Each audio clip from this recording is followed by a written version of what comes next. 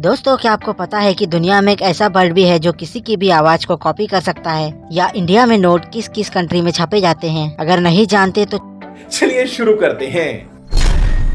Australia में पाए जाने वाला लायर बर्ड एक ऐसा पक्षी है जो वर्ल्ड के लगभग सभी जीवों की आवाज की नकल कर सकता है। एग्जाम्पल के लिए यहाँ तक कि ये छोटे बच्चों की रोने की आवाजें भी निकाल सकता है। हमारे दिमाग में अच्छी बातों को याद करने की बजाय बुरी बातों को याद करने की क्षमता ज़्यादा होती है।